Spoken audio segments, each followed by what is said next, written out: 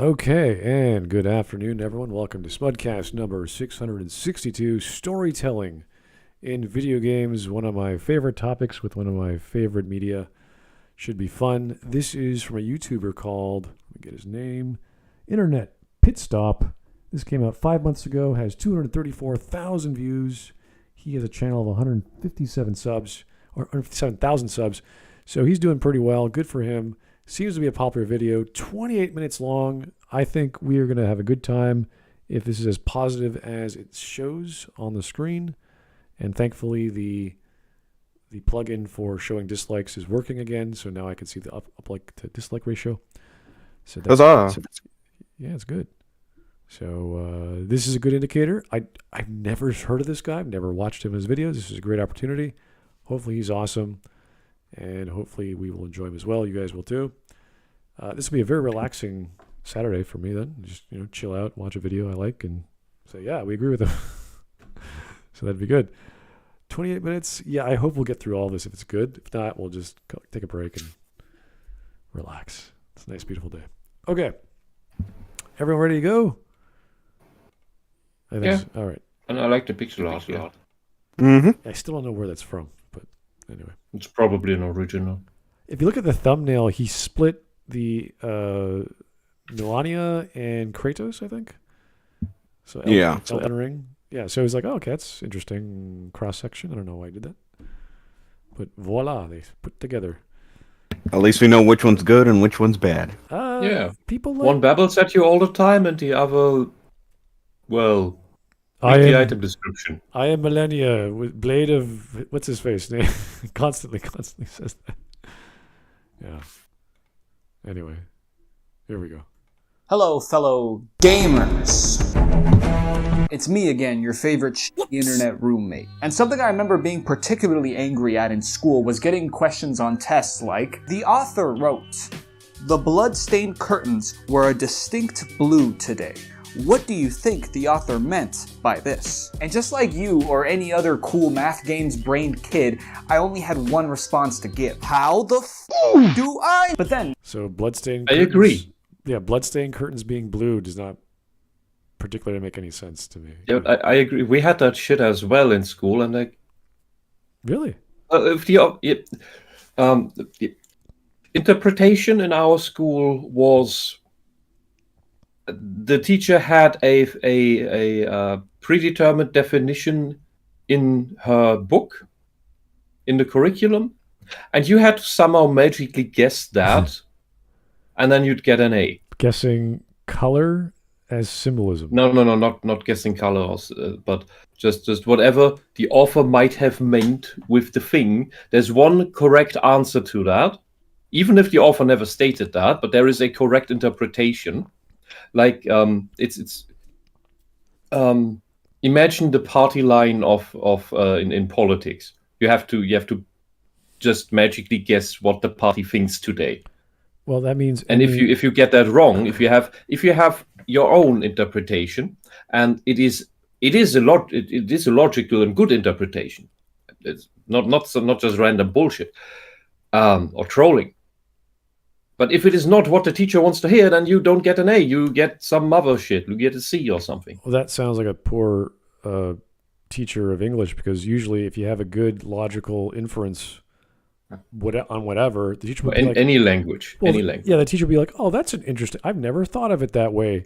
And no. That could be... No, in Germany, the interpretation is predetermined, and you have to know it. Okay. Otherwise, you're dumb. How can you not notice? It's especially fun. Is when you're autistic, and I want you to guess some magical, emotional meanings between the characters that are not written out, and like, well, where does the text say that these people like each other? They're arguing all the time. How am I supposed to know they like each other? Oh, that's the same idea with, how do you know they're not already in love and have been married for 10 years? When they're always fighting, it's like, well, you've never been married for 10 years. It's like, is that what marriage is supposed to be like? Is that love? It's like asking for, what about the family structure of what was it called, Virginia Woolf or something? without knowing the ending. Oh, jeez, yeah. And you somehow have to guess the ending without having read it. They want you to interpret, like, to guess the ending without getting there yet? Really? No. It's just an example of how impossible it is to hit the teacher's interpretation. Okay. You know the what's it? The theater play with the couple that has other couple invited, and they keep talking about their son, and all they did was make up stories because their son actually doesn't exist because they don't have one, so they just invented one. Oh, geez. And in the end, that is revealed. So you can't. It's not something you can guess because it's a deliberate. What do you call that? Deliberate surprise. Well, with the case of stage plays like Virginia Woolf, it's very hard to interpret when you're reading it. You have to actually go watch it, and it might help. So, yeah, it's tough. There's a lot of like we did Shakespeare when I was in grade school because there was nothing to do, and they had a bunch of Shakespeare lying around. But we would actually go see Shakespeare too, so that was really good. So it was hard to read, but once you watched it, you're like, oh, I get it. Like even if you didn't understand every scene, like with the witches or in Macbeth, like what the hell was that about? Like you'd still have the pamphlet or the teacher after class would talk about it. So that's what you gotta do. You have to watch Shakespeare. Oh wow!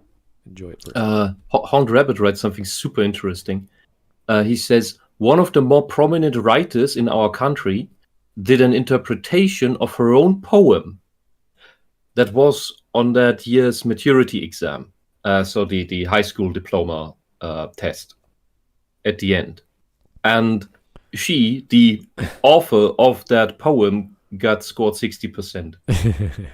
That's wild. Wow. That's crazy. Yeah, that's what I mean. The official school interpretations you have to hit are just dumb. Teachers are dumb. They're idiots. They're incompetent. And in Germany, they're most often just failed students at the actual field of study they studied in university. They fail at that. They're too dumb for it. So they just switch over to education and then do their failed subject as a teacher. Ouch. So you have failed. Your teachers have failed at their own subject. That is what Germany is. Not all of our teachers. There are exceptions, and I am happy about each and every one of them. But they are exceptions, not the rule. Okay. All right. Let's keep going. My teacher in the lecture about how much she hates her job and she told us that the author meant that the character was depressed. And if you've seen this meme, then you know this is pretty much how me and all my peers felt about this explanation. But then fast forward in time, I was playing Eco. And it was while playing this game I realized just how much I've changed. See, in Eco, there's not a lot of dialogue, so I had to latch on to other things, like this whole hand-holding thing. Throughout the game, you're constantly holding Yorda's hand and helping her. But as you keep progressing, there's moments where she jumps to your hand, or she helps you solve a puzzle. And I started thinking, like, wait, are they trying to, like, tell me something, but like without dialogue, with just like gameplay alone? But no, that can't be true. For that to be the case, there would have to be a moment where Yorda saves you by holding your hand. Holy shit! I've never in my life felt more like a turbo virgin dork than getting hyped over a video game telling a story through mechanics and not dialogue. And of course, by the end of the game, Yorda, who we were helping and saving throughout the whole game, saves us. And because this was a character arc completely done in gameplay, it made me love the game even more and appreciate the characters even more. And while yes, I understand that to me, gameplay and mechanics being intertwined together to tell a story without actually using any dialogue sounds like the coolest shit ever, to someone else might just sound like I'm on some real good silly goop straight from Erykah Badu and they're only listening to me because they're hoping they could get some. Point is, my teacher, your teacher, was kinda right. Much like that book actually saying much more by mentioning those blue curtains, movies are shot in certain ways to convey meanings. Music is composed in certain ways to say something else. And video games can also use... Yes, that is all true. But the teachers are fucking idiots and are wrong about their interpretations. Well, you just say they're talking about symbolism. That's totally fine. So it's the interpretation which is scary. So these techniques without saying anything at all. This video is about to get real head ass. So video games have come a long way in terms of, well, everything. It used to be that story in video games would just be a wall of text or some shit in the manual you probably threw away. But now video game storytelling can be as masterful, intricate, and cinematic as any movie can. There's even video games that could be considered as interactive movies. Part of the huge hype for God of War Ragnarok is to see how this game's story is going to progress, how its characters are going to evolve. God of War is actually a great example because if you look at the progression of storytelling throughout the games, it is insane. You get this tragic backstory of this badass Greek motherfucker who only knows two things: killing and fucking. No, he loves his family and grieves and has PTSD. And revenge and destroying the gods. Like, he has ambitions. He has lots of things going on. But yeah, but destroying the gods is not just a revenge thing. It's a greater justice thing. Because he is sick of the gods manipulating the world, manipulating the people. Because they're not just doing this to him. They're doing it to him in particular. But he knows they will always do this. Yeah, it started off with Ares, and then it became understanding what Zeus was doing, and everyone listens to Zeus, so he has to stop Zeus, and figures out he is a son of Zeus. Oh my God, this was all planned from the start, and all this other crap. You're like, oh jeez. Mm-hmm. Yeah, and that's when you just go. This shit needs to end. Kingdom, and we get Echo. Sorry. All right. Well, he summarized Kratos very quickly, but not the most accurately. That's okay. Fuck it, that was already great, but then you complex, beautifully voice acted father. But he was already complex before. He was, yes, exactly. That's why I brought that up. He was complex before. Correct. He's well voice acted here. I don't know why they changed him. Christopher Judge is a good voice actor, but I don't know why they changed him from the other guy who originally voiced him. They changed T.C. Carson because he didn't fit the body mocap. Yeah, exactly. We didn't have the body shape. Yeah, that's not how mocap works. What the fuck? He wasn't even big enough when he did the mocap for Kratos in Ascension, which is still in the Greek series. You know what? Benedict Cumberbatch doesn't have the right body type to play Smaug. That my point exactly. I mean, with that segment there, with replacing Carson, this is how creativity dies. The guy doesn't fit the role. Oh, that's what the voice is for. Yeah, it's just an excuse to get the more popular name that the normies know. It is funny because they could have just hired any guy of that height, and he could do the mocap, and they would just put the lines from any voice actor they wanted, and it would be you wouldn't tell a difference. There's no difference between what they can do now. And cleaning up the mocap. Yeah, that's what voice acting is about. Even if they put the original actor from the original God of War series into mocap, when you clean up the mocap, it's no, like, you can just scale up the model to be whatever you can make it like the size of a building if you wanted. So, or in the case of Lord of the Rings with Gollum scaled down. Yeah, it's so easy. And I know the guys that, well, not lately, but when I was back in college, back in Seneca, back in 2001 or 2, I would watch the mocap guys do it because the guy who was in charge was also in charge of my Unreal design class that I was doing coding for. He was also the mocap guy, so he would clean up all the mocap stuff, like all the the gigabytes of seconds gone by, and say, oh, this is a little off. The camera was off here. Let me just tweak that. This is happening too. So it's very easy to change in post, and it takes minutes. So it's such a weird excuse. All they had to say was, we really wanted a deeper voice. We really wanted a whatever voice from Christopher Judge, which is fair. If you want that, go for it for your game. And maybe it showcases age and time because this is like 1,000 years in the future or whatever. Yeah, that's an argument I could understand. Yeah, but you don't say to But the they old, didn't bring that. you don't say to the old voice actor who's perfect for the role, obviously, saying, no, you're too small. It's like, what? They didn't even tell him when he was getting replaced. That was even more sad part. That's sizist. Yeah. But to the storytelling point here, this Kratos is not evolved; he's devolved. This guy stops thinking and making sense when the plot demands it, so that the plot can happen. And he doesn't talk back as much as he should, as he could. He's just a doormat. The entire plot technically doesn't make sense because what Faye did to him is what Athena did to him.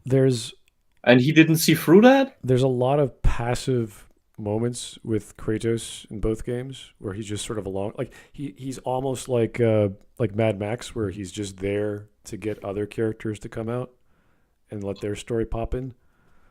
It feels like that a lot, especially with his son. His son pretty much takes over, a third of the game right there. Yeah, and it's horrible. All right. He's also overpowered. When you play the son, it feels completely overpowered compared to playing Kratos. All right, let's keep going. And so just trying to be the best father, a beard, and suddenly he went from sex and kill to post-nut clarity and wisdom. Oh, and he's Norse now, I guess? Character development? Storytelling. Have you played the game? I mean, the sex scenes were pretty sure they were optional. They all were optional, yes. Yeah, no, they were optional. Yeah, there were jokes on the side, more or less, on the QTE controls. I hope he's just being a jokester, because he doesn't seem to know his lore as accurately as we might. But I don't understand. As most apologists for God of War don't. I don't understand why every time it's just there's sex in the God of War games. Like, that's the game mechanic for the side thing. You don't actually. It's a joke. Canon. Yeah, I don't think anyone was offended by Aphrodite's boobs either. It's like, oh, okay, wow, it's Aphrodite. She's naked. Oh, the goddess of love is naked. Who thought? I'm sure the feminists have a problem with that. Yeah, it's like, oh my god. Good, let them cry. Anyway, feminists are slut shamers. Games like Last of Us or Red Dead 2 are so loved and revered. It's why games like Witcher 3 can have just the story mode option or game journalist mode. That's not why it has that. It has that because game journalist, he just used the word. It has that. That was initially invented, I think, in the late 80s, early 90s, so that game journalists can play through the fucking game so they can write a review. So they can get through the game without a hassle. All right, here's John. Although in the 80s and 90s, the games journalists were at least still, they did their job because they had passion for games. The people who do this now, they don't like games, they don't want to play games. Yeah. And that's why just the story bullshit is, back in the day we would have called that super easy or something, or like brain dead. Baby mode. No, I was saying, you mean baby mode? Yeah, it's kind automatic. Of the show I remember that was really popular for video games called Elec Play, or the Electric Playground. It's still on with the original creator, but he's sort of been downsized. Tommy Tallarico ended up co-hosting the show with him, and then he left to do his video games live music thing. I think he's still doing it. I don't know how long it's been going on the air, but now it's just him and some other guy. And they're doing movies and video games and other stuff, but it's so like, hey, this guy used to be the hardcore gamer. What happened? And it's because the internet happened. The YouTube came up, and there's all kinds of other people who are clickbaiting and doing other things, but some of them are great. So it depends what you get to review games. I remember I saw a stupid one that was for kids, Chip and Pepper Cartoon Madness show, I think, and they showcased a game that had a synthesized trumpet. And I was like, that sounds amazing. What is it? And it ended up being Chrono Trigger. It was the intro to the game. And from that 20-second clip, I went out and bought Chrono Trigger from a friend of mine, and I didn't even own a Super Nintendo. I was like, I want that. And I bought it for $10. It was great. Did you get the Super Nintendo later? Yeah, I had to borrow that from my friend, but then it was kind of. But you had a Super Nintendo game, but no Super Nintendo. Exactly. I wanted the game. So okay, you are a gamer. well, I heard that sound. I saw the intro, and I don't know if you guys remember the intro to Chrono Trigger. Like you pop in the cartridge, and you watch the Chrono fighting the dragon tank and a bunch of other stuff. It's like, what is that? That looks like Final Fantasy, but it's not. It's by Squaresoft. I know Squaresoft. Like all these things started clicking in my head, and I heard the wavetable sound of the trumpet. And I thought that sounds really good. A lot of work we put into this, and then I did research on the game later on, and the musician whose name escapes me, Yasunori Mitsuda, there it is. He spent ungodly amount of time writing just that piece of music because the producer said this will be heard by over 15 to 20 million people on whatever Japanese TV. So whatever, I don't know why it worked for me, but that was some dumb cartoon, like these two beefcake dudes from Alberta who are acting like surfer guys. That's Chip and Pepper. It was a stupid show back in the 90s. And they had a video game segment which lasted like a minute and a half. And that was it. I was like, okay, don't care. I'm going to buy that. So anyway, here, excuse me. Here is the donation from John Candy is Uncle Buck Break. Oh, God. Thank you. Kratos also waxes womanly about how killing is bad and how about we must be better. Even though he really doesn't change at all, he still kills people. New God of War story is basically a worse version of DMC5 as far as themes and storytelling go. Yeah. That's the big joke is that the Greek God of War was doing the stuff for justice, mainly personal, sure, but it was not revenge. In the Norse God of War, they all put it all the time as if Kratos just thinks about revenge, and at the end, he realizes, oh no, I'm not fighting. We are not fighting for revenge. We are fighting for justice, and then he can fight again. And it's like that. You always did that. The writers dumped him down to brain dead in order for the plot to happen the way it did, and for all other characters to be better than him. It's horrible, absolutely horrible, atrocious. That he was, and the change between Greek and Norse, it wasn't just as bad as in Disney Star Wars, what they did with Luke Skywalker. Oh, he's different now because he's old and bitter, or whatever. And okay, what happened? It's off screen. It was in the time between the games. Okay, can I please know what happened? No, his wife died. Okay, then we get flashbacks with his wife, and he's already a sourpuss, and she's constantly just bullying him and basically just resting bitch face manipulating him all the time. It's absolutely like the Kratos from Greece would not have started a relationship with that woman because she is tricking him exactly the same way Athena did. Well, Freya is the more bizarre scenario because Freya is trying to actively kill both of them, or at least Kratos rather, and then she's still contemplating it after she gets her freedom a little bit back, and she's like, well, I'm not going to kill you today. It's like, oh. Freya is completely mental. Like, she's an Oedipal mother, complete narcissist. She never gets any better. She has no actual empathy. Well, she is being abused by Odin, so she has that great revenge going for her. Those two deserve each other. And when she has the opportunity to, lay down some smack, she's like, bow to your queen, and you're like, where did that, like, why did you say that of all the things? That's what I mean. These two deserve each other. Freya did not become like this because of this weird Odin character. You have to be like this from the start. These are both two horrible narcissists and psychopaths.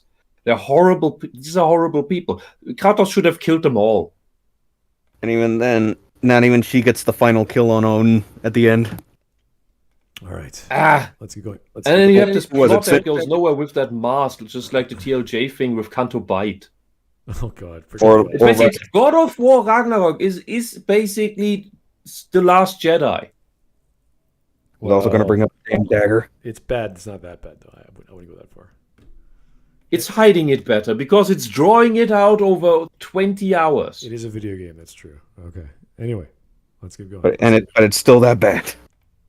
If you will, because the game is too hard. I can't do it. Because now video games can tell these masterpieces of stories that can even rival filmmaking. I still cry every time I rewatch that one. They did that 20 years ago. They did that in the 90s. I was gonna say rival, more like surpass. Yeah, it's. Oh god, we have to say 30 years ago at this point. Yeah, God, we're talking about Chrono Trigger came out. What was it, 95? And then we had Planescape Torment in 99, and then all the Final Fantasies in between, if you like some of those. So, Dragon Quest. There's all kinds of other games that came out in the West. So it really depends on whether you were paying attention. And if you're interactive, if you're playing Baldur's Gate, these sorts of games. And then we had, Knights of the Old Republic. If it's all just about movie scenes to you that look like Hollywood, that's a different story. But a good video game doesn't need that to have a good story. Yeah, to have a story of that level. These big photographic cutscenes, they're nice. No one's denying that they're beautiful and they look good and they're photorealistic or stylized or whatever. Yeah, they're great. But no. You guys play. I don't know if you guys have played Planescape Torment. There's this one beautiful scene where you are having a memory it's a memory crystal thing where it's actually you, so you can actually make memories from other people and experience them yourself, and the one that you're experiencing is one of your past lives where you do this horrific thing, and it's so ironic and tragic, and you're interacting with it like you're making the choice. That is I would not say super unique in video games, but it can only be done with a video game. So, and then you go into Alpha Protocol, and it's like, oh, this is unique. This has never been done in this way before. So that's what I'm impressed by with video games. You can be a James Bond or a super spy-like character in your version of events, which is great. And as he brought up himself, it's even conveyed with just mechanics. You don't need these super high resolution pictures of character looking sad as we see here right now. Anyone who's played the original Final Fantasy VII, that's very low quality cutscenes compared to today. But even just those low polygon, low texture stick figures, that conveyed everything you needed. It was heart-wrenching. It doesn't need to be this hyper-realistic, oh god, I'm sad, oh no, you're dying, oh no, no. Sephiroth jumping down from the tower onto Aerith, that's it. I remember, bam, over. The best ending you can get in Suikoden 2, you fight your best friend, the last battle, on some cliff, and the whole disposition of the hero that you play is defense. That's the magic that you were given. That's your weapon. You have Tonfa. So the game is like, it gives you the standard input menu, like attack, defend, magic, item, run, right? Those are the standard things. And you could attack him and win and get a different ending. But if you don't, because he's your friend. You've known this guy all your life. He's your best friend. He was on different sides of the war. And if you don't fight him, and you just constantly defend, he eventually gives up. He says, what are you doing? And his beautiful ending continues. You get back together with him and your other best friend, and you go on a journey together. He says goodbye, because he was a king, so he says goodbye to the kingdom. And it's just this beautiful ending. And that fact that you do that through gameplay, like I didn't want to fight this guy. I was like, what do I do? I was just sitting there for like 20 seconds like, this is not right. And that's because the story was about building up a giant country with your friends to stop the other evil country. And now that you've done that, and then you see the king, which is also your best friend, he says, we got to finish this. And you're like, okay, what do you want to do? and he starts attacking you, and you're like, holy shit, dude, what are you doing? That is this unspoken, because it's the silent protagonist, JRPG, right? It's the standard format. But because you know the character, I'm not going to hurt you. And that I thought was very, not magical, but this unwritten rule in JRPGs that, no, I'm the good guy. I don't hurt my buddy, even if he's a king of the opposing side. So I thought that was cool. And the whole game is very touching. There's death and life and love and all these things in Suikoden too. So yeah, and Nier Automata is also a good example, a more recent one, where you don't have tons of cutscenes.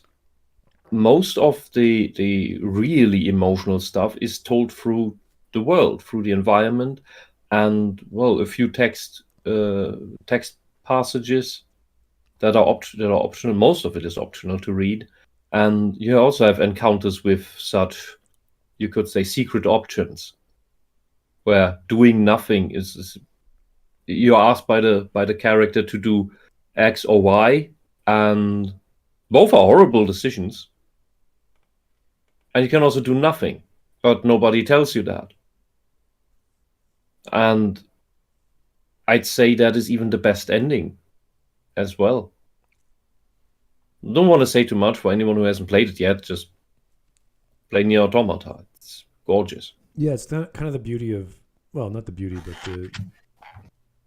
the rule that most of the evil endings are pretty crappy, or the evil formats like Renegade and Mass Effect or Star Wars. Like, well, actually, KOTOR did a decent job with being dark side. So yeah. I will give one spoiler for that. So everybody, please, who doesn't want to, please cover your ears. At the end of Nier Automata, you have two characters that you both played in a standoff, and you decide which of the two you control to fight the other. That is what determines your ending. Well, I remember the Super RPG Pathfinder Wrath of the Righteous. You can play as, I think there's 4 or 5 evil mythical paths. One of them is a lich, which you just kill everyone. Like, everyone becomes undead. You could resurrect some people and they become your slaves. Another one is you eat everyone. It's called the Swarm Who Walks. Like, you just consume anyone, you gain their powers, and you just, it's horrific. So you can become the devil. You could become. Aren't you supposed to save the world? You just become the next evil by eating it. Yeah, you save it by eating it. It's perfectly viable. So it's just one evil replaced with another, and now we need heroes to stop the guy who destroyed the evil. It's great. Damn it! It's one of the only stories where you can actually play as an evil character. There are evil side or evil companions, so it does reward you appropriately. There's a whole backstory with how you get there. I think the Swarm Who Walks is perhaps the craziest one, because no one likes you because you're just a consumer. You just destroy everything. So it's just funny, because usually when you're good, you're a paladin. You got healing spells. You got all kinds of defensive skills and buffs and debuffs of the enemy. So this is like, no, I'm going to turn you into my slave and kill you with like a bolt. It's really awesome. So, and the story backs it up, which is great.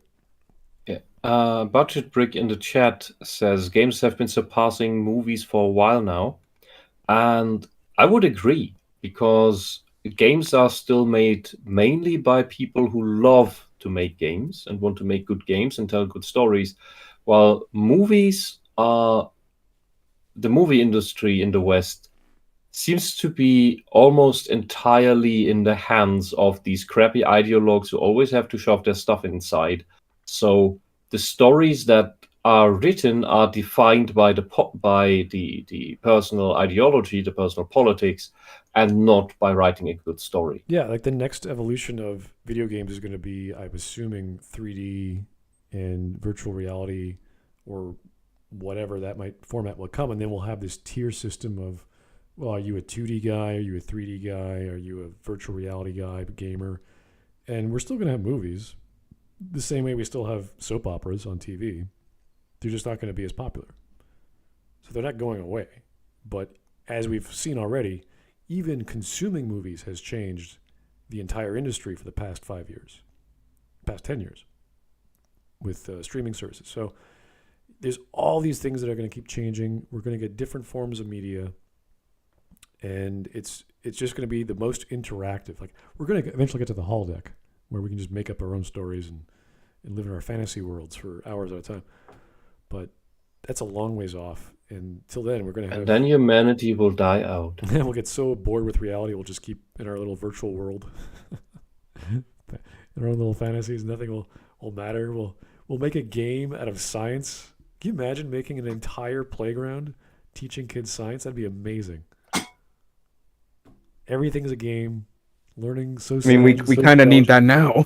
Yeah, well, just imagine if you could teach kids pure science from building blocks to whatever you do in high school. At the end of your high school, you're just constantly playing games, learning about the physical world, like the empirical world. That would be incredible. It'd be so much fun if you were taught science that way. I'd probably be a doctor now if that was the case. Yeah. Biology. Woohoo! I mean, there are some places that do such things on a to some degree, to the limited degree that reality allows. Volkswagen has always school classes visiting, and so they have an entire section that is just teaching kids science of engineering and other things. And I make it entertaining. All right. I think we've dwelled enough. Let's keep going. Hey, and Spider-Man. All the people you say. Oh, fuck. Ugh, you're a little bitch. Stop. You're a little bitch. You're a little bitch. Sorry, I was just at the Onion Festival. They were cutting a lot of onions. And if you're particularly into stories about, like, grizzled anti-hero dads learning to be better father figures, video games has a lot of those for some reason. While storytelling in gaming has extremely progressed, I feel at times critics or fans or Game Awards, really anybody, give this idea that the best way or sometimes the only way a game can tell a story is in that more traditional sense. You know what kind of storytelling I'm talking about. We've gotten a lot of them recently. It's usually heavily guided. You're following a certain path so that the story can play out how it needs to. Very cutscene heavy, very dialogue heavy, very cinematic, almost feeling like an interactive movie at points. And while yes, this does make very great video game storytelling, it's not the only way a video game can tell a story. In comparison, I feel like there's not a lot of love and respect given to how video games can tell stories in ways that only video games can. Sure, a cutscene, for example, could be great, but there's nothing a cutscene can do that a typical movie scene couldn't do. Which is why in today's video, I wanted to draw attention to how video games can tell stories in ways only the medium, the art form of video games can. For our first example, one of the easiest things a video game can do is give a player choice. I first experienced this in SmackDown vs. Raw 2005. Hear me out. So basically, there's this amazingly voice-acted fella named Dupree. I've had just about enough of you, pal. Next week, I'm going to show you what happens when you mess with me, my woman, or my dog, Fifi. And he definitely means business. You can tell by the blaring background music of The Angle by Core. Have I ever thought of this before? Have I ever...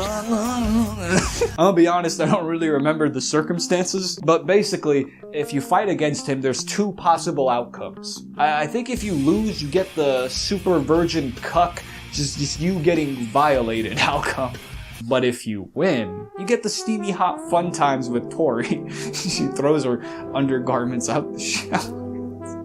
This game was ridiculous. But for a 12-year-old boy, that choice meant everything. It does a lot to change the experience from one player to another. In Fable, which path of very black and white morality did you choose? Did you go down the path of being kind to children and people and sparing the lives of foes, giving up ultimate power to save the world? Then your hair, it turns white and you even get this little literal halo over your head. But then you hooligan, you ate way too many live raw chickens. That was wicked. Literally. Well, I guess you're the spawn of Satan now. In Spider-Man Web of Shadows, did you make the good moral choices? Did you give up the symbiote and then get the ending where you swing away with Mary Jane in the beautiful... They've tried multiple choice movies in theaters with audiences and it doesn't work. Like, you can make that, but it only works with the individual. That's why it only works at home on the computer. Yeah, I mean, you could do that with a book as well. I've read some of those when I was a kid. They're fun, but they're not the same experience. They're kind of weird, and it just works better and faster. Kind of the same way Baldur's Gate is a D&D game, but the rules are all simulated very quickly. So it doesn't take you 2 hours to have a fight. It takes you 2 minutes.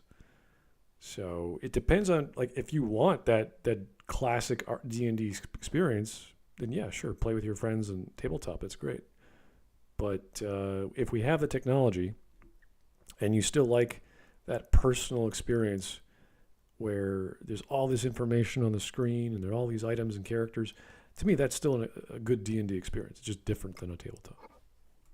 Yeah, so multi-path stories are a thing. Great.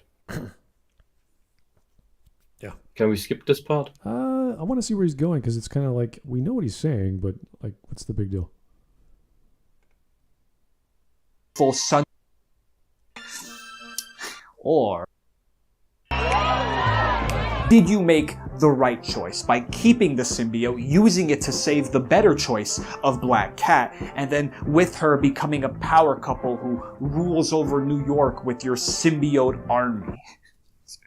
This game was crazy. It's something only video games can really do. Could you imagine watching a movie or TV show and being able to decide what happens next? Say yes, say yes, yeah, they tried say that. yes, It doesn't say yes, work. say yes, say yes, say yes, say At this point, the medium has completely fleshed out this technique with games like Mass Effect, giving you this massive Mass Effect dialogue did not world that flesh that. completely No, changes the experience for no. Fuck the dialogue wheel.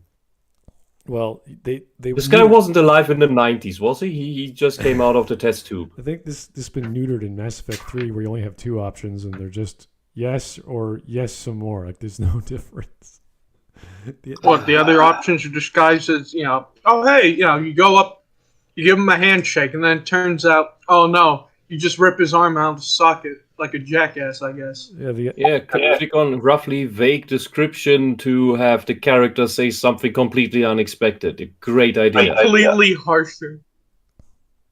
I prefer, to this day, I prefer every game that has the actual line that is going to be said on the screen, so I can pre-read it, so I know what's going, what choices I actually have. Oh jeez! Here's our next donation, guys. This is a bit too much for me. Mr. OnlyFans-tastic. Okay. Bro looks like Richard Spencer and Jay Exey had a baby. I've always held the position that The Last of Us, as a property, hurt the gaming industry more than it helped. Too many gamers today are trying to be like movies. Maybe video games should have stayed insular. It depends, because it's easier to make a linear story with linear cutscenes and nothing dynamic or interactive like QTEs or whatever than it is to do an Alpha Protocol. They must be skippable. They must always be skippable. Well, Alpha Protocol, you can skip some, but some you can't. Alpha Protocol is about the dialogue, yes. Yeah, so you have to interact in those scenes. Yeah, but the thing is with like God of War Ragnarok, you walk through these just halls. They're just long halls. whether whether it's a forest or a jungle or whatever, it is a long haul, and everybody keeps talking complete rubbish, and it doesn't stop. There is not a quiet moment in that game, especially during the bosses. Every fight, but the bosses especially. You have backseat gamers as your party, as your invincible party members. You can't even kill them. You can't even let them die just to feel some catharsis of finally Freya shuts up. Yeah, so the natural precursor to all these choices are found in RPGs, in the Black Isle style games, even some of the Japanese ones. They have a few options, like the multiple endings of Chrono Trigger. That's minor, but still changes the ending. So all started with Eye of the Beholder. I know there's classical examples, but they took that concept, say, hey, RPGs are doing this, have been doing this for decades. They stick that into other games, and now the gameplay uses RPG mechanics and RPG pathing and nonlinear storytelling.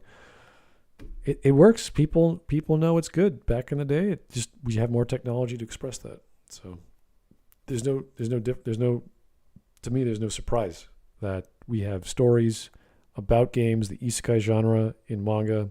The biggest genre I can think of in manga is about gaming, going to another world or having the world come to you, and interacting, basically a hero's journey, starting from nothing, getting strong, having some horrific thing occur to the main character, having them have to fight through that through hell. And now they're insanely powerful, and they have to figure out what to do with all this power. What's the correct course of action? How do I solve the problem of all this evil in the world? A lot of it is the escapist power fantasy of, oh, reality works like a video game now. I know video games, so now I know how to interact with the world and can win. Great. Yeah, and there's plenty of good stories. As cliched as they are, they're still told well. Like that's the thing. You can take the most cliched story: guy beaten up as a kid, he has no family to love him to support him, about to kill himself, and then something happens. He finds a letter from his uncle who gives him this magical item that can cause him to go to another world and then train, and then he becomes super strong in the real world. Like there's all kinds of versions of this. And it's the same, it's really just the same story. But because it's told, has a little twist, it's got a nice voice actor or a nice animation, you watch it and you listen to the manga or you whatever, it becomes a hit. Same story. Everyone's doing a version of it. And I think we're getting Solo Leveling next year. That's one of the biggest South Korean mangas out there, or manhwas out there. It's taken years and years to get an anime version of it. I think it's viewed like hundreds of millions of times. It's gigantic. So, anyway. Next Demon Slayer? Yeah, I'd say so. Player. Witcher series, where not only are you side quests, none of that kill 10 boars and bring me 10 of their hogs, but on top of they have that in The Witcher. Yeah. So. That some of those side quests can alter parts of the main story too. Did you throughout your story spare a lot of monsters? Good. Now these ones won't fight you. I will never forget my first time playing Chrono Trigger. Okay, so there was this, what I thought was very insignificant moment at this fair. I bump into this character. Obviously, this is going to be a character interaction. Oh, but she dropped an item. Let me go pick that up first, and then I'll talk to her. It turns out she's a princess, so then I get sent to trial because they thought I stole her or something. But then I shit myself because that insignificant moment was used against me in court. Like legit, they were like, but you see, our witnesses say this hooligan, this scoundrel, after bumping into the princess, didn't help her up. First thing he did was grab the thing that fell out of her pocket. A thief! I had no fucking clue that the order of events that I either talk to a character or pick up an item would completely change the outcome of the story. Using this technique not only creates unique experiences. Well, it doesn't change the outcome of the story, it changes the ending sentence, which is the same. This passage. Yeah, it's cool that they kept track of all these flags and what order you did them, but it doesn't change the story. It just makes your trial make you look guilty or more guilty. You're still going to be guilty. It doesn't make a difference. But the fact it did that was a first, and that's the attention to detail these guys had. I mean, they go through the lunch. Did you eat the person's lunch every time? Did you return this kitty to some other kid? Something on this level you already had in Secret of Mana, where depending on whether you went into the forest, whether you went to the dwarves alone, or already with the girl, then you could go to the forest and you had the kobold girl as your companion, while you save the girl from 2 werewolves, which is a really tough fight in the beginning. Or you run into the castle in Pandoria and they bump into the girl, similar to here, and he joins your party right there. That's a major difference in how the game plays out. Yeah, so this is, everyone loves this scene anyway. Like, I'm not saying it's a bad scene, but it doesn't change the outcome. It just changed the way the trial proceeds. So... Yeah, but by the time you get to the witch in Secret of Mana, your party is set, and from there on, the game is linear. Mostly. Yeah, I think if he mentioned the endings, that'd probably be a much better argument, because there's so many versions of what the time travel does at what point in time you decide to stop Lavos. That's where, like, everyone turns into a dinosaur. Like, what? And then you have this entire scene of Dinosaur Chrono and Dinosaur Marl bumping into each other, and you're like, oh my god. Like, that's funny. Like, that's pretty well put together. Stuff like this is cute, though. I like it. Yeah, have you played Terranigma? Oh, that was for sure. Yeah, through the entire game, you decide your decisions change the world, and in even the ending sequence, because that is determined by how developed Earth has become through your actions. The town is changed, or you unlock stuff, I think, in the town. Yeah, and whether basically Paris stays a tiny village because it's run by a drunkard, or becomes this metropolis with modern day technology, it solely depends on what vote you cast. Oh man, it's been a while since I played that, but I do remember the graphics. I do remember the gameplay.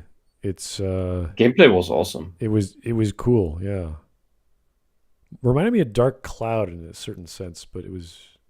Yeah, I wish more games had that gameplay with that level of darkness in the atmosphere. Like, if you remember the fight against the Scorpion in the beginning world. Oh, it's been so long. That was just scary. I think only once I fought it properly, and every other time I cheesed it with magic. So that thing just scared me. That reminds me of certain fights in Secret of Mana. You're like, oh, get the hell away from me! Just keep casting magic. Yeah. Anyway, let's keep going. Also allows games to have multiple endings. You can have a beautifully heartwarming snowball fight with your pseudo daughter and choose the love interest that makes love to you on a stuffed horse, play Witcher 3, and generally be a great person. Or you can be on your Sigma male grind set. Reject both love interests. Only look out for yourself. Sell your pseudo daughter off for some shekels. Another way video games can tell stories is through the overly long video essay analysis, head-ass, pretentious technique of environmental storytelling, which is, in its most basic form, silent storytelling through props or people in environments, or honestly just environmental design in general. And while yes, this can be done in movies with set dressing or books with fucking blue curtains, I feel like games can capitalize on it the best because you can actually explore every nook and cranny of these environments. In games, you can not only feel the history of these locations, but you can get up close to it, you can read about it, you can interact with it. Yeah. This can be seen in its most obvious form, almost to a meme level, with the skeletons in Fallout. The devs laid these skelly boys all over their worlds in various situations and poses to give you an idea of what these people were going through right before death. And that's a good argument, but not like we're talking about a mass like Fallout 3,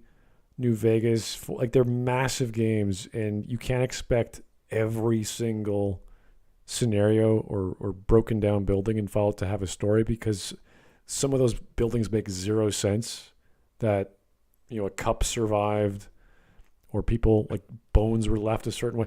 Like it just makes no sense that this is what happened. So it's more like dioramas. You can walk through. It's kind of like, what the hell? Like none of this makes sense. Some of it does. Sometimes there's some terminals that have some like emails between characters from 200 years ago. Like that's interesting, but they're mostly irrelevant. They're set dressing at best. And they're nice to, like, it's nice to learn about, but ultimately you just want the next best weapon or some cash or whatever. So unless it's a specific quest, it's sort of just in the way. That's the problem I have with Fallout. There's all this filler. As much as you like the world, it's just mostly just filler. Yeah, and you can do all this in a screenplay. It's just more put in the background. You would just not have filler in your screenplay. The thing is that most modern stuff doesn't take the time in the West, at least in the West, to just have quiet scenes where you just see the environment.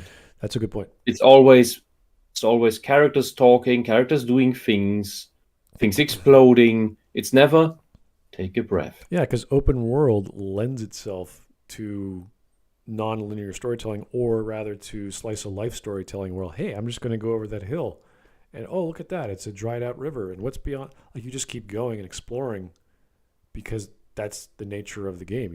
You can do that. So you can't have an interconnected story in a rundown building that is off the beaten path. It doesn't work that way unless you're telling a story like Planescape Torment, where nearly everything is connected and you have no idea why or how, and you're constantly picking up pieces of yourself in a memory, in another mortal character or long-lived character. There's some, like, sometimes there's literal pieces of yourself. So that's different because the nature of that premise that they spent so much time with. Also similar to the dossier system in Alpha Protocol, that you unlock more information about characters that bring out more of their history and change how they react to you near the ending. So everything sort of builds up. Some of it's contrived, or maybe one thing is contrived, which is, I think, the death of Madison and what that does to the ending. But everything else is like, nope, this makes perfect sense. Why I find this information here, why this character is reacting that way. So it's the level of detail that the creators had to create that environment, which looks nonlinear, but is actually just a series of subplots. And that's kind of the beauty of Alpha Protocol. Everything's a subplot. There's the main story, but how you get there is literally part of the level design, part of the handler you chose, part of the dossiers you have, and whether or not, for example, you kill non-lethally, you could get a perk for that, and it opens up a friendship path with one of the characters, or whether you are lethal and one of the characters prefers that. Like, so there's just kind of like this nice balance of whether you go either route, you're still going to get a bonus. So every time I play that, I've been playing that for the past week, actually the past few weeks, because of you guys. Thanks very much. That not my fault. Well, it was Mark and a few others. So yeah, no, I'm traumatized by the game. I won't recommend it. Alpha Protocol? The train level. The train level in Russia? Train level. Yes. What's wrong with that one? That was great. Ding, ding, ding, ding, ding, ding, ding, ding, ding. Oh, you get hit by a train. Yeah, that's funny. That's No, I didn't get hit by the train. The fucking ding, ding, ding, ding, ding, ding, ding happens every 15 seconds. Oh. And then a train rushes through. I don't even know where they get so many trains. Busy day, I guess. Because it's a high frequency, so that it's actually challenging to dodge them to get the right timing. But it's so many, and you always have this fucking alarm. And my roommate was playing the game at the time while I was doing something on my computer, and all I heard every 15 seconds, ding, ding, ding, ding, ding, ding, ding, ding, ding. Train. Well, the Russians are very efficient, so what can you do? Uh-huh. All right, let's keep going. That's a new one. With trains, they love their trains. Russians are one of the best at having trains and train stations. They're amazing. We had trains on time too. That was the 90s. Okay. Let's keep going. They can range from humorous to melancholic at times. Now, admittedly, it doesn't get that deep. That's why it's kind of a meme, like, environmental storytelling is when skeleton on toilet. You know, it's not doing too much outside of, this skeleton had a beer in his hand before death. Well, by using my British accent and my 5 giga brain cells and my many hours of watching analysis videos on YouTube, I can deduce with about 98% probability that because the skeleton had an empty beer bottle in his hand at death, that he must have been drinking beer. That Deep is as fuck. That is Whoa, a proper how did he interpretation. figure that out? Nah, he's gotta be reaching, bro. Can we talk about like the political and economic state of the world right now? But regardless, it still I provides. feel like this guy's trapped in the 90s or something with his dress. Yeah, but he's not been in the 90s. He's never been in the 90s. Yeah, he was born in But his teacher, and my teacher probably too, would have wanted to interpret socioeconomic politics from the beer bottle. which is also a Nuka-Cola.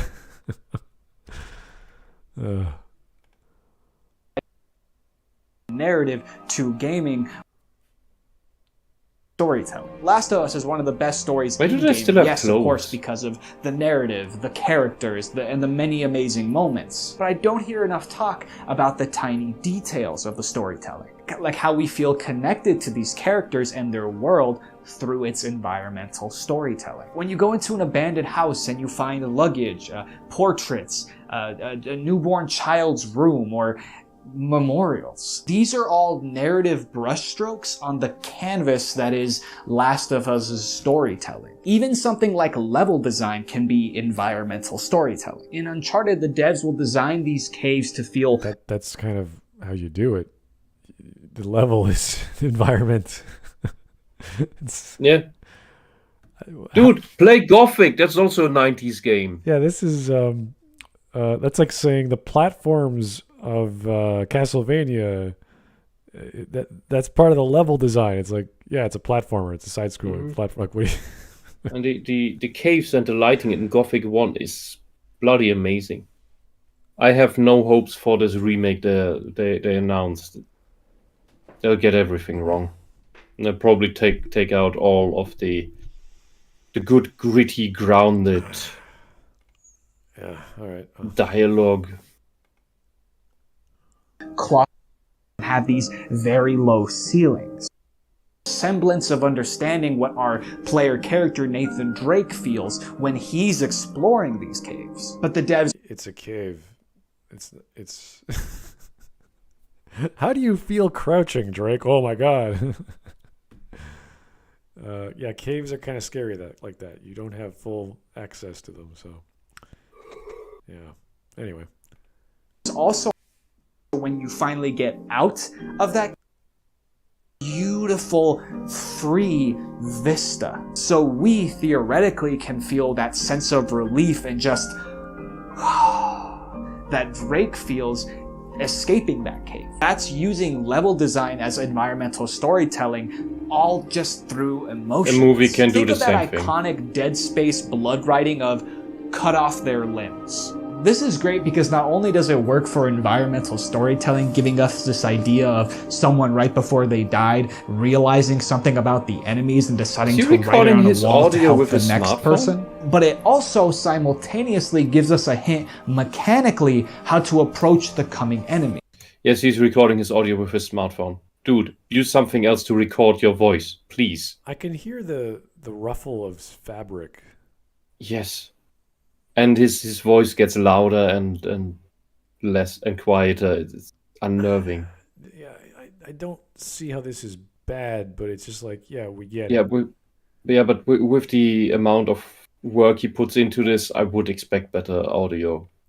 Oh, okay. Fog was probably there in the game probably had trouble loading in all the stuff that had to come into view as you would run through the area. So you put a fog there to cover all that processing. But the devs went out of their way to make that fog part of the narrative and setting. Now that fog is a psychological representation of our character. It gives the setting this dreamlike, eerie atmosphere.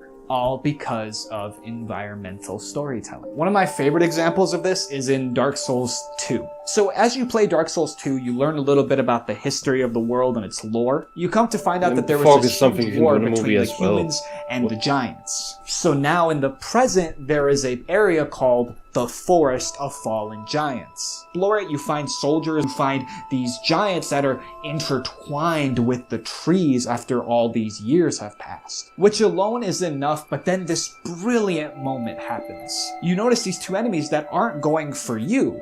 They're going out of their way to attack a tree. But before you start thinking that it's bad AI, you notice that that tree is one of the giant trees. It's a beautiful way of hinting to that war and giving beautiful pathos to these enemies because they've lost their minds so far that all they remember is fighting that war with the giants. That's why they're attacking the giant tree. Environmental storytelling is such an important technique because it's nothing new, and this is also, you wanted to bring stuff that games can do that movies can't. This is something that movies also can do. Still waiting for Planescape Tournament, Alpha Protocol. He mentioned Chrono Trigger, but didn't mention the endings, which is dumb. So it's like he played the game and just went, I like this. It's like, that's fine, but you're missing the forest, sir. the big reason why it's so good.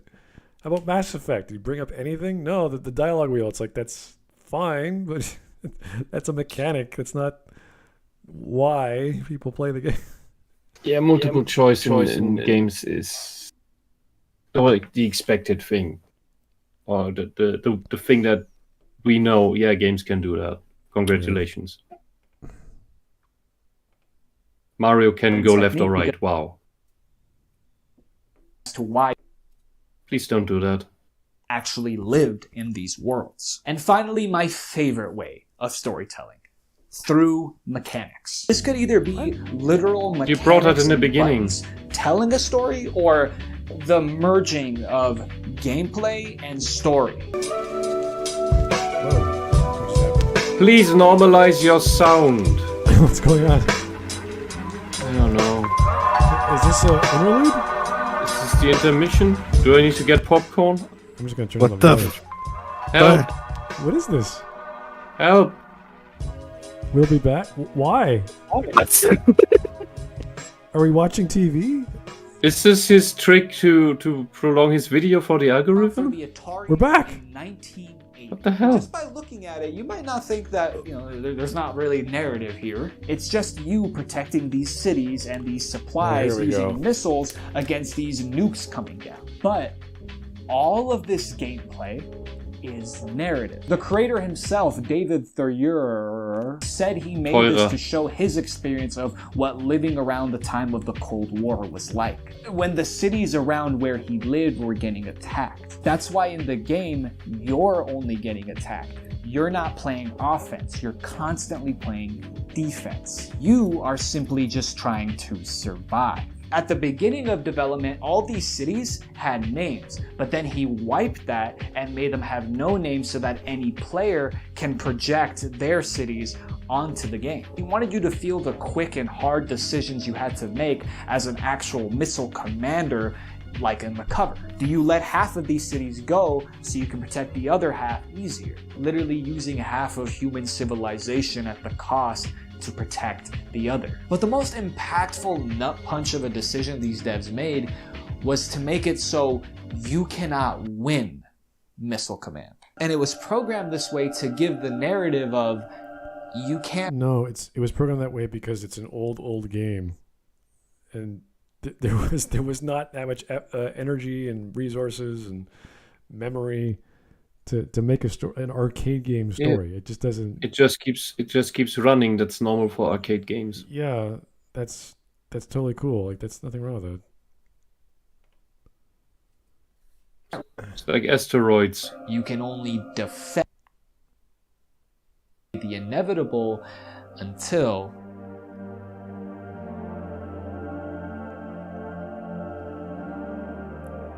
and unlike other games, it doesn't end with a game over, it ends with the end. This was also put in to give you the narrative idea of no one really wins a nuclear war. There's nothing left. I love this because even though this game... Yeah, we covered a video like this before, I think, and this is more J.K. Rowling nonsense. Like, I'm interpreting what I actually... we put this because it meant like that. I'm sure you're really against nuclear war and all that jazz. I'm sure that's a great message. But let's be honest.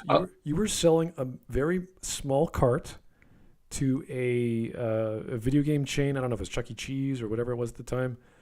And you were trying to make some money, okay? You were not promoting anti-war. You were not advocating people not to join the military.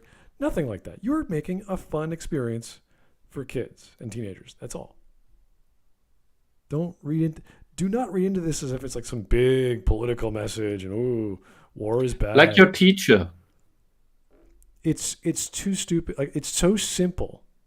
It's like saying chess is this gigantic story about the history of war. It's like, no, it's a game of strategy. Yeah, it has some historical beginnings and how it shaped up and why it is the way it is. But there's no message of chess. There's no like underlying overreaching plot story. Like, no, it's just a bunch of pieces on a board. That's all. It's called an abstract game. Yeah, I don't like this. People past their prime. Oh yeah, well this really means all this symbolic blah blah blah. It's like no. He's rambling too much in general. What is it? A 4-bit game? It's like really low quality and it's simple. So 2D. Not like Battle Chess. Battle Chess was fun. It was great. So old and lines of story without a single line of dialogue. The more I do these videos, I really come to realize just what type of nerd I am. I seem to just be really obsessed with insignificant details that to me add so much to something. Like I remember seeing this tweet. No, you're not. I can find it. That was basically like video Bebop game. music. It changes the sounds of the pitter-patters of feet when the character walks on either wood compared to sand or tile. And then it says, gamer. No, that's what Nintendo was always very, very keen on. You had that in Secret of Mana, by the way. So here's hard mode enabled. I guess that's the proper gamer for this stream. Buy a Yeti mic. Will last you forever. 6+ years for me. Awesome. Good stuff. Yes, same. Yeah, it is a good mic. I admit. Yeah, for the price, it's great. Don't take the snowball. Oh, really? Just the normal Yeti? Yeah, the stand mic. I have no personal experience with the snowball, but everybody I know who had mic issues and couldn't configure it right had the snowball, except Cyrek. So not the blue one, just the normal Yeti. Oh no, I have the Blue Yeti thing. Blue is the number. Blue is the company, I think. Oh, I see. Okay. But the thing that you have on the stand that you can also put on this overhead thing. Yeah. Cool. All right. Wow. Inspirational, motivational, emotional. This game changed my life. No, the And hammer thing. that's me. I should be spit on. Another game that does this beautifully is BioShock. So a lot of games, especially in this time, were very linear. And usually there was no reason behind that. Yeah, what is this? Well, it's a video Dark Souls? game. They're linear. But something Fable. BioShock That was did Fable. was make the game being linear make sense within the narrative. Big spoilers for the first BioShock game. If you haven't played it, just kind of hover over the thing until you see a little image of me actually squatting. That's when I'll be done talking about BioShock. So as you're going through the game, you're in constant contact with this fella, and he's always asking you, you know, like, would you kindly do this? Would you kindly do that? And you know, you're not thinking much about it. You just kind of do it. He seems like a swell fella. And the game is programmed to be linear, so you literally can't do anything else. You have to do this. But then before you know it, M. Night Shyamalama Ding Dong comes, grabs your dick, and surprises you with a twist. Your character finds out he's been brainwashed. His whole life, family, and past weren't real. They were completely fabricated. And he's kind of under a hypnosis mind trick, so whenever this guy says, would you kindly... Would you kindly? Would you kindly get this? Would you kindly find that? Would you kindly find that? Would you kindly find it? Would you kindly get... He has to do it. And that's what you've been hearing all throughout the game. And oh my god, when I found that very first audio log of hearing our character as a child having to... The little puppy. I don't want to talk about it. And because of this, now you have a merging of gameplay and story. As a linear game, you have no other choice but to do what the game devs intended. But because in the story you are brainwashed to do whatever you're told based off the phrase, would you kindly, now there is a narrative and story reason as to why the game is linear, as to why you're doing everything in a certain order. So now you're not just doing everything this guy tells you to do because, oh, it's a game, I have to do this. No, there's a story reason. You're literally brainwashed to do that. You could still make it non-linear and just have this part realized through the key moments that drive the main plot forward. Well, this is no different than a military commander issuing orders. It's like, you have to go do this because I said so, and you're a good soldier, so you're playing the role of good soldier, therefore you go and do the thing they ask you to do. This is just a twist because now there's a reason that your silent protagonist is just doing the things that the story wanted you to do anyway.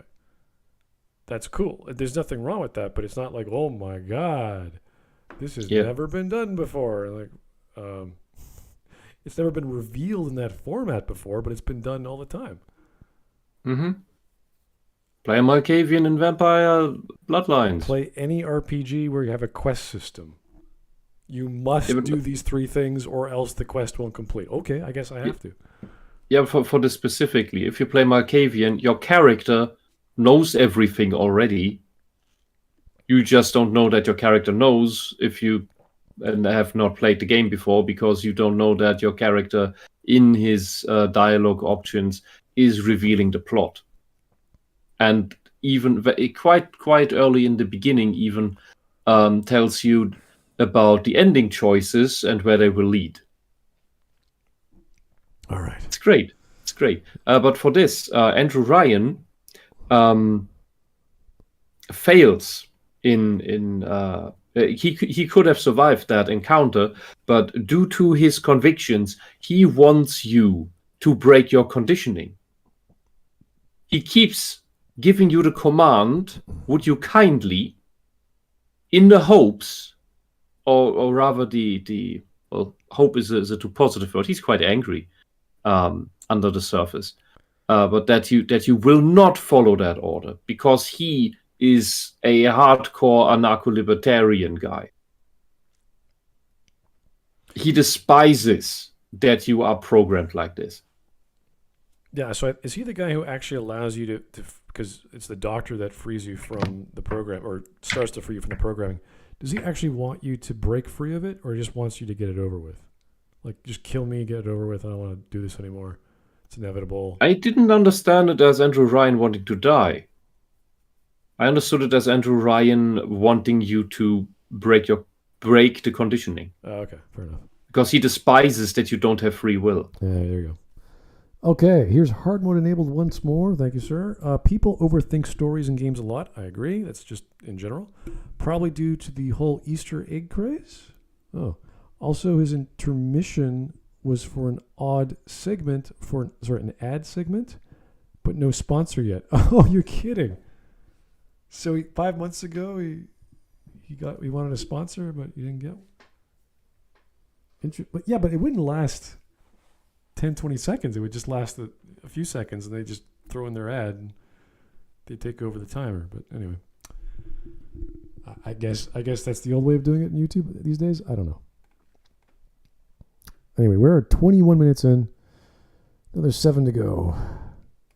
So much this already amazing story that this game has to basically making it one of, in my opinion, best stories in all of gaming. Another great but different example is from Brothers: A Tale of Two Sons. Spoilers for Brother: A Tale of Two Sons. If you don't want that, just skip until I'm standing again. So in this game you play as two brothers and you have to move each of them with a different analog stick. Little brother moves with one analog, big brother moves with the other. And the little brother is scared to swim, so whenever you get near water, you have to have the little brother run up on the big brother's back, and then he will carry him for the rest of the way. Eventually, the big brother dies, and after his death, you can only play as the little brother. But this also means gameplay-wise, you're only playing with one of the analog sticks. But then there comes a moment where, once again, there's water. And once again, little brother's scared. If you try to go into the water, it won't work. Unless you use the other analog stick that was the older brother's analog stick. That is the only way you can actually swim. Them making it so you have to use the analog stick that belonged to the older brother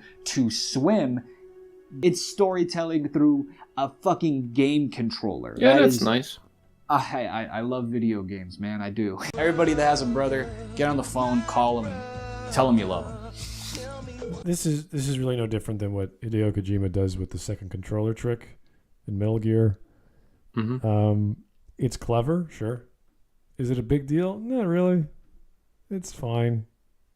I don't mind it. Yeah, it's a nice idea. It's like the QTE subversions in Asura's Wrath. Yeah, it's not this amazing, oh, you use a different input device to do the thing. It's like, oh yeah, the brother could have done that too. That's okay, cool. Yeah, where the cutscene skip in Asura's Wrath is Asura punching the boss in the face to shut him up and start the fight.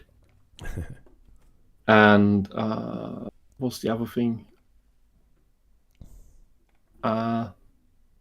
Controls. Right, God of War 1. When Kratos is in Elysium.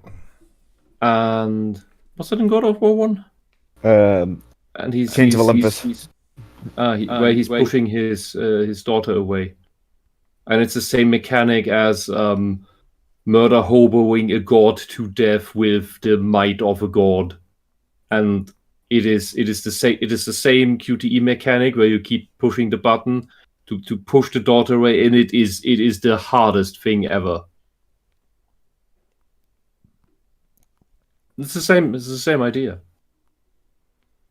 You use the mechanic that you've been primed on, let's say, for something different or something inverse, and thereby surprise you, and thereby get this emotional oh my god. Yeah, but that's God of War's done it all the time, whether it's a sex scene or you're opening up a gate or crushing someone's skull. It's like, oh, we're just now pushing my daughter away. Oh my god.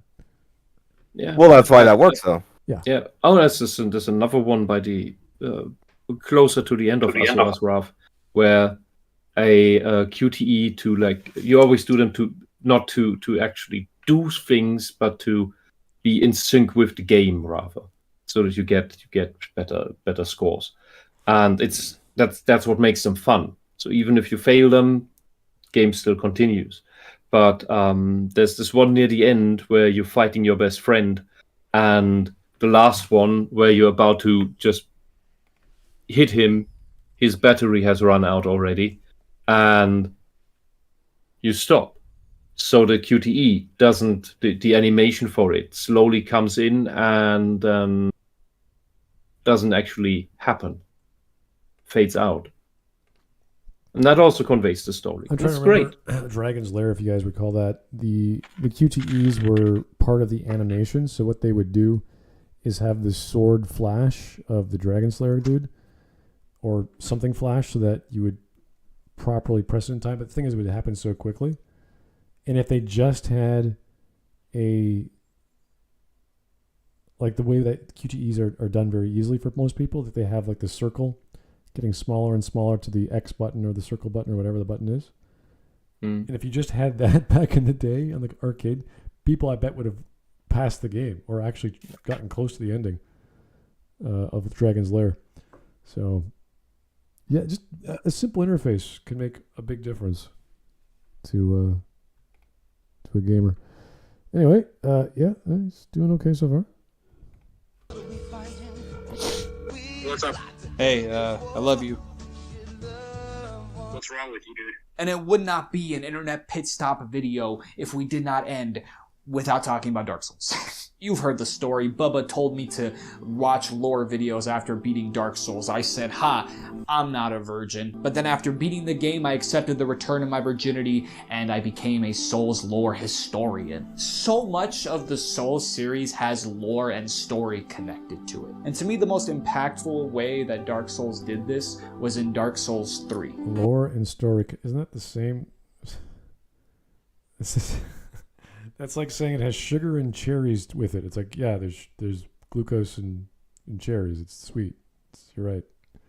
I think he means the thing that actively happens when you play versus the past and world building you can figure out. Like the background story versus the active story. I guess. Yeah, saying story is much too broad a term. Anyway. Whereby using boss fight and knowledge of prior games, it tells a story. You fight this boss and he keeps switching movesets. He's a sword boy, he's a long stick boy, he's a little bitch wizard boy, he's a ninja flip boy.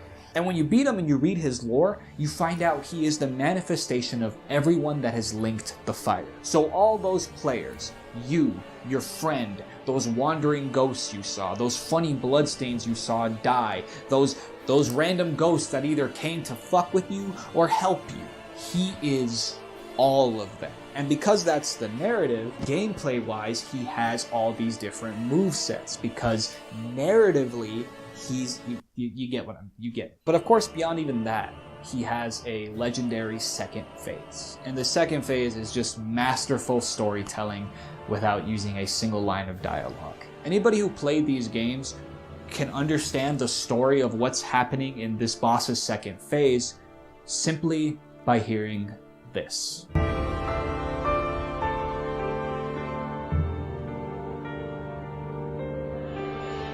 He becomes the first person ever to link the bonfire. He becomes the man who basically created these worlds, who committed the first sin. He becomes Gwyn, Lord of Cinder. And because he's at his peak of his power, this time you can't parry him like you could in the first game. And again, nobody outright tells you that. But if you play Dark Souls 1 and now you're playing Dark Souls 3, you understand it. Not only because of the soundtrack, but because even if you look at his moveset, it's the exact same. It's a beautiful swan song to a 3-part series, and all of that, all of the lore, all of the storytelling, all that narrative was said without a single line of dialogue, a single cutscene. That's the real beauty of video game storytelling. It can say just as much as any 100,000 word long movie script, as any gameplay. I wouldn't go that far. I think Shakespeare's got you down pat there, buddy. Yeah. Yeah, and he has not seen a single movie that doesn't use dialogue or very, very little. Visual storytelling is a thing in movies, boy. Yeah. Oh, watch. Okay, something easy to digest. Watch Wall-E. Wall-E? What's the visual storytelling in Wall-E? There's barely any dialogue. Only when the humans come up, you start having actual text or speech rather. Yeah, I mean, just read any. Everything else is a silent movie. It's wonderful. Yeah, I mean, read any of the classic Russian authors, British authors. I always like the Stugatsky Bros because they're the ones who did all the great sci-fi stuff. But I mean, yeah, there's plenty of good storytelling that doesn't have dialogue because the scenes just don't have dialogue, but it's all narration. So whether it's visual on the screen, like a movie or a video game, the writer or creator is trying to express something with descriptions, with innermost thoughts, with monologue, although technically that could be considered talking, not dialogue, but still talking. So there's all kinds of ways of telling a story. You get a lot of this, especially in murder mystery stories, where you have to figure out what is a clue and what isn't. So you have to read everything. You have to listen to everyone. It's like, is this person lying? Of course they're lying, but about what? And then there's the physical evidence. What is relevant? There's so much. What do you do? And that's why books like Agatha Christie, they're not too big, so you're not bombarded with all this information. You have just enough so your brain can at least pay attention. So, yeah, this has been going along for a while. I always talk about Hills Like White Elephants, another short story that doesn't even mention what's the plot outside of what the setting and what people are doing in it. Like, why are they there? We have no idea. Well, they're waiting for a train, but why are they waiting for a train? We have no idea. So there's plenty of authors that have gone this route of not explaining in complete, obvious, clear detail. And then there's writers who do the opposite, with like Vonnegut. Vonnegut doesn't give a shit. He's just like, no, what's the secret? Done. He gives you this. He gives you the secret the first 2 pages. It's like, oh, okay, thanks. So he doesn't care about any of that subtlety because there's more interesting things to talk about than making the reader or making the audience think about what the hell is going on. But that's just the nature of the writer. So I see nothing wrong with either style. You know, if you want to read For Whom the Bell Tolls, take your time. It'll bore you to tears, but if you like that style, go for it. Don't read James Joyce, his last book, but that's another issue entirely. If you want subtlety, he'll drive you crazy. Anyway, one more super chat. Thank you, sir. Hard mode enabled. You know what? I like the guy. Good editing. One day he will become more powerful than you could possibly imagine, Smud. Oh, he's good at editing. Yeah. I'm not saying he's bad. It's just that I feel like he's just graduated high school. He's just gone to university, and now he's talking about the thing he likes with some clarity, but not enough intelligence. And not enough background knowledge, not enough mass, not enough quantity, and subtlety. Yeah, there's a lot more he's missing out on. He's picking up on what he likes. He's having fun with it, which is great. Yeah. So I'm not saying he's a bad presenter. He's just missing. Yeah. The point. His writing needs refinement. Yeah. And his research, because this is he's missed the point of his video in large regards. Yeah, because it would be focusing on the stuff that video games can do in storytelling that movies can't, and ignoring the multipath stuff because that's obvious. That's a boring thing. But other things, the mechanic thing was that was okay, but everything else he's shown, no, movies can't do that. Yeah, the same with he showed when this starts and it's just the music starts playing, and I'm like, okay, so the music is another track from another thing that you might remember if you played Dark Souls. It's like, okay, cool, no problem. You can make the same argument whenever a theme song plays, and you're like, oh, okay, this character's going to pop up sometime. You hear that with, was it Lufia? Whenever, what's his name, pops up on the screen, you hear his theme song.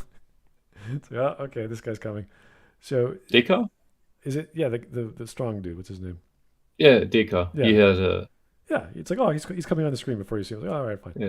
So yeah, like stuff like that is just basic media, or new media, or media mixing, whatever you want to call that technique.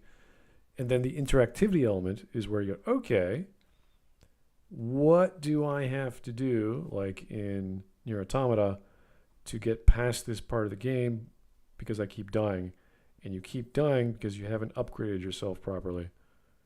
So there's all these like basic things. Oh, Nier Automata is such an amazing example now that I think of it.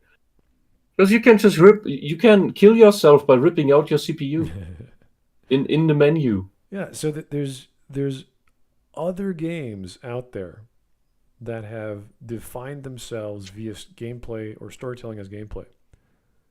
So he didn't really touch on that. He didn't touch on the big ones like Planescape and Alpha Protocol. He mentioned Mass Effect's dialogue wheel, which is like the mechanic, but that's not why you have the mechanic. You have the mechanic for various options and choices that have branching paths, that have an ethical system, which changes hopefully an ending, and why that did or did not work. Same with KOTOR, which is the precursor to Mass Effect, and then all the other BioWare games that are like that. Shenmue was one of the first QTE games. Why that was popular, why that worked. So multiple endings you didn't even talk about with Chrono Trigger, which is like the number one to talk about. So yeah, no, it's a combination of like forest for trees and being a fanboy and not knowing what he's talking about. Sadly. But I still like his video. I still like him. He's honest. He comes across as honest. And he's generally enthusiastic, which I like. Interrupting the blue curtain ass book with just 3 notes.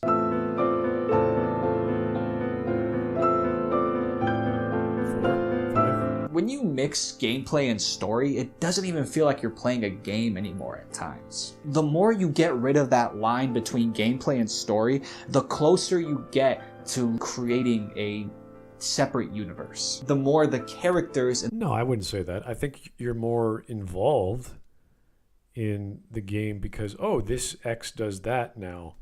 But that's not immersion. That's just... It has more value behind pressing the button. I remember there's an entire level in Alpha Protocol. It's a sniper mission, and like you have to go kill someone. You have to find him. But the way to find him is you have this scanner on your sniper rifle, and Mina is your handler, and you go, okay, Mina, let's scan all these people. It's like, oh, this is this guy. Oh, this guy's a drug dealer. Blah blah blah. So this guy's good. This guy's bad. Whatever. Once you find the guy you're supposed to kill, you're like, well, I don't have to kill him. I could talk to him, I could write him an email, and I can get his information. You can still shoot him, but you don't have to. Like, that's, to me, is brilliant because it's like, this is a sniper mission, and you're not sniping anyone. You're using your gun as a scanner, as a visual, was it LiDAR or radar? I don't know what they called it. So that is like clever. Okay. It's like you're getting into a driving mini game, but you're not actually, or a delivery mini game, but you're not actually delivering anything. You're just driving around, getting information. So it's this clever way of presenting an idea and turning it on its head, which is what Chris Avellone does a lot of times in his games. So yeah, no, it's there's a lot of subtlety in these games that you have to experience for your first time. Same with Nier Automata. I mean, everyone should be playing that game at least once. So same with Vampire Masquerade Bloodlines. Everyone should be playing that at least a few times. So like that is a lot of work right there from Troika. Bloodlines, every bloodline you play is a different experience, regardless of you knowing the plot and all the secrets beforehand. Gameplay changes entirely. Anyway, a few more minutes, then we'll go. To some, that might sound stupid and lame, but I wrote this script like a couple years ago, but I decided to But I decided to, fully flesh it out and actually do it because I kept seeing criticism for Elden Ring getting Best Narrative in the Game Award. And I get why people are criticizing it, because it doesn't do the more traditional and what people see as typical video game storytelling. Oh, it doesn't have millions of words of dialogue. Oh, it doesn't have cutscenes that interrupt my gameplay. Oh, it doesn't basically be a movie. Yeah, that just means that those critics are complete idiots without brains. It's not real storytelling. And sure, it is easier to understand that kind of storytelling compared to reading a bunch of lore and then trying to piece puzzles together and then inferring on things and then just giving up and watching a bunch of Vati video. And yeah, you have to pay attention more to understand it. At the end of the day, it's still storytelling. And it's a storytelling in a way that only video games can. Which is why we shouldn't criticize it. Both of these storytelling methods are great and can coexist. Dark Souls has a great story, Last of Us has a great story, Elden Ring has a great story, God of War has a great story. They just tell them differently. We can appreciate both for different reasons. What I like about the way From... Yeah, but that's the whole point of why something is good or bad quality-wise. It's how the story is told. Elden Ring focuses on environmental storytelling. Gameplay, adventure, open world concept. God of War does not. It puts you in a box and you go down a linear path. And it babbles at you forever without saying much. It's obnoxious.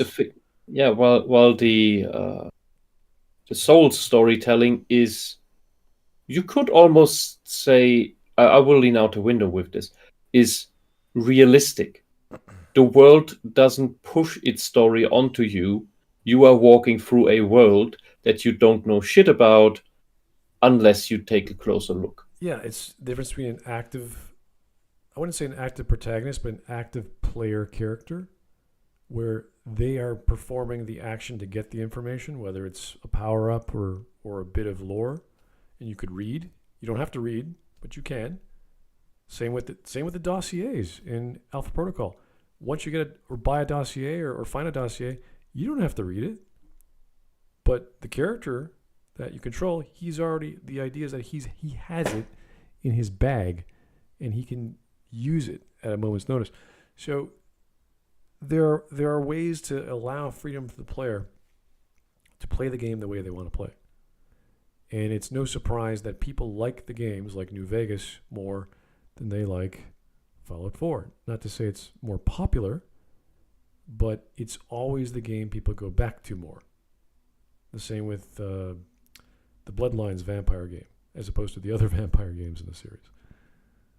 So, yeah, no, gameplay is usually king when it comes to video games. I agree. All right. Here is another super chat from Hard Mode Enabled. You know what, Smud? This reminds me of me when I made videos more for the sake of making one. I agree. I was like that in the beginning. I privated them shortly after. If you want, you have my blessing to rip him up. I can unprivate it. That is up to you. If you're open for criticism, I recommend it making him public. You can learn a lot from commenters.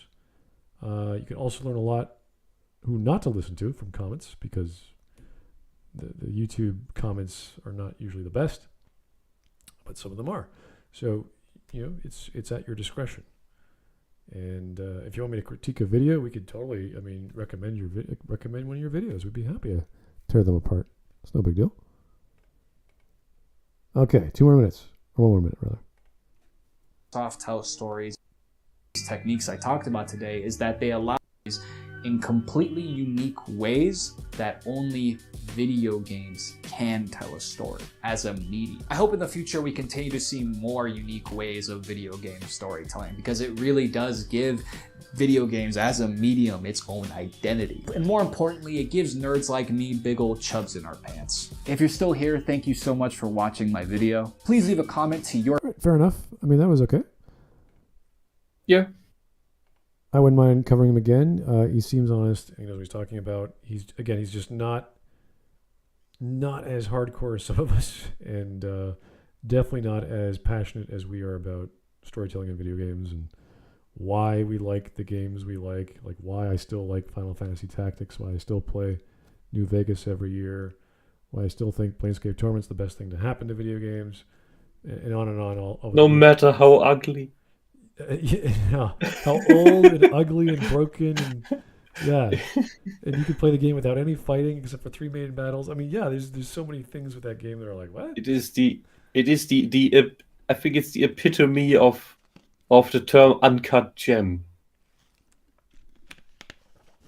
It's special, yeah. It is a very special. It has like it what it has what it needs to be on a level of perfection. And everything else is like these crutches that it's a game, it runs. You can click on things. It has an engine with some particle effects, I think. I did like that they went into the effort of actually putting tons of townspeople into the game that are just empty NPCs, but it makes it look like an actual city, and unlike other games like that, like Baldur's Gate, where you have people in the town, but they're all fleshed out NPCs, and that takes a lot of work, so there are just a very, very few of them, and all the big cities look more or less deserted because of it. All right, this is probably the most famous quote from John Carmack, hallowed be his name. Story in a game is like a story in a porn movie. It's expected to be there, but it's not that important. This is back when he was making Doom, and no one knew who he was. And then when he said that, you're like, oh, I get it, because you made Doom and Quake and all those other games. So that is obviously changed. Let's say the old Nintendo stance. I think it was Miyamoto who said, gameplay is everything.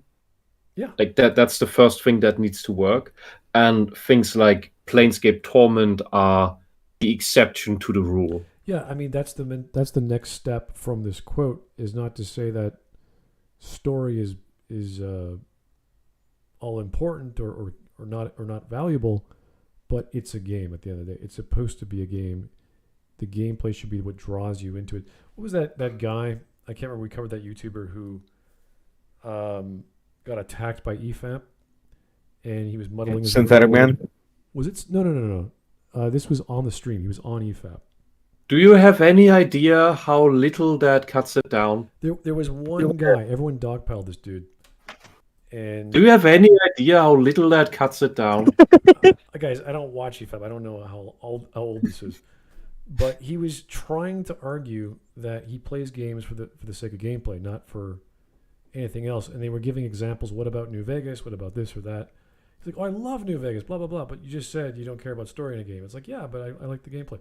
All this, like, they just kept attacking him for simply stating an obvious truth that people like about games is the gameplay. And the story is optional to him. That's a fair statement. If you don't like story, that's fair. It's up to you. I don't remember that episode, but it does illustrate that EFAP does seem to have an issue with understanding when story in a video game is good and when it isn't. Well, I think they have a problem with different opinions in general, not just... Well, for as much as they defended God of War Ragnarok, it's insane. Well, if you like a game, that's great, but if everyone on the panel likes the same thing, it's like, oh, okay, that's a bit weird. Anyway, John Carmack still doing good. He's done with Facebook. He's no longer making the Oculus, sadly. But that's life. Yeah. Last example of gameplay could be okay in parts. Story is excrement. Is Bayonetta 3. They messed that up. Holy hell. And Matthew Matosis made a review on that. And he focuses on the gameplay alone. He doesn't care about the story. and that gives him a clear look at the gameplay, I would say. I can't do that with that game because the writing is so atrocious that it ruins the gameplay for me. I don't want to play it. I don't want to continue playing it. I don't want to get the secrets. I don't want to unlock whatever there is to unlock. I don't. Game, go away. So you should probably do a review on YouTube just to. A story can. Get I did a 6-hour stream or something. Oh my god, that's too long. Yeah, I know. Cut It was too. I don't know. 10 minutes. You'll be good. Hot Rabbit and Black Jacket were on. We talked. I don't know. I don't remember how long we talked, but we went over every point of it. The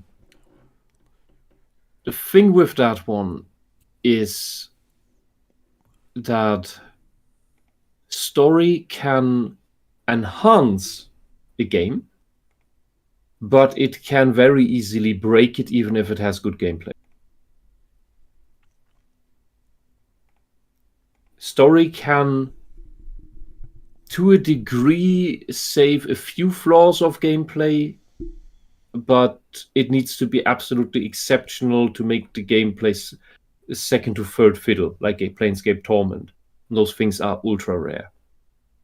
In generally, gameplay first, and then the story needs to supplement it. All right. Well, I'm going to read one more super chat and then get on my way because my throat is killing me. Hard mode enabled. I've DM'd you the link on your Discord. Thank you, sir. I'll be happy to check it out later. Yeah, we're under 2 hours. That was pretty good for a half-hour video. So, yeah. Love the video. YouTuber sounds cool. And I don't know what he's doing now. Like, that was 5 months ago he made this, so not sure what he's up to now, but does good stuff. Yeah, keep improving. Yeah. It's okay. We could certainly cover another of his videos. That's totally fine. So, thank you guys for the recommendations. It's been a nice, relaxing, warm Saturday for me. And hopefully you guys are having a wonderful Mother's Day tomorrow, whatever you're up to. And take it easy. Give your mom a call. Say hello. See how she's doing, if she's still around. If not, well, there's probably some games out there about moms. I just can't think of any right now. Mothers in video games, yeah. A Mother's Day video game? No. Can't think of one. It's probably a Japanese one. Oh, for sure. Yeah. Anyway, thanks, guys, for coming by. We will talk to you later. Have yourself a good one. And hopefully tomorrow I'll have some time to do something with you guys. Who knows? Anyway, good night. Good night.